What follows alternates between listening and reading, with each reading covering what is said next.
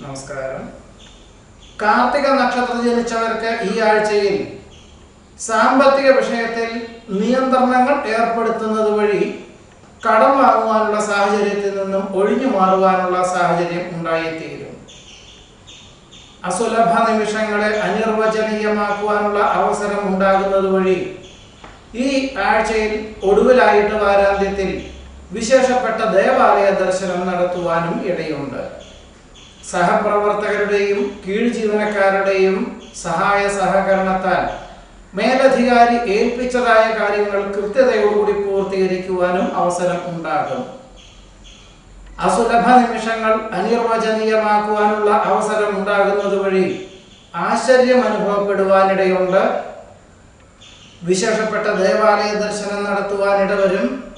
മാതാപിതാക്കളുടെ അനുഗ്രഹാശിസുകളോടുകൂടി ചെയ്യുന്ന കാര്യങ്ങളെല്ലാം തന്നെ ലക്ഷ്യപ്രാപ്തി നേടും. സൽകീർത്തി, സജ്ജനപ്രീതി, പ്രതാപം, ഐശ്വര്യം എന്നിവയ്ക്ക് യോഗമുണ്ട്. നിരവധി കാര്യങ്ങൾ നിശ്ചിത സമയപരിധിക്കുള്ളിൽ ചെയ്തു തീർക്കുവാൻ സാധിക്കുന്നത് വഴി സമാധാനവും അതിലുപരി കൃതാർത്ഥതയും വന്നു ചേരുവാനിടയുണ്ട്.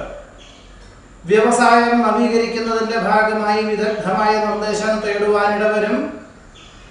വ്യക്തമായ കാഴ്ചപ്പാടോടുകൂടി ചെയ്യുന്ന കാര്യങ്ങളെല്ലാം തന്നെ ലക്ഷ്യപ്രാപ്തി നേടുവാൻ ഇടവരും. ബാഹ്യപ്രേരണകളെ അതിജീവിക്കുവാനായിട്ട് ഒരുപക്ഷെ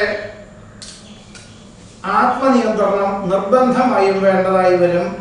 കാർത്തിക നക്ഷത്രം ജനിച്ചവരുടെ ഈ ആഴ്ചയിലെ ഫലങ്ങളാണ് പറഞ്ഞത്.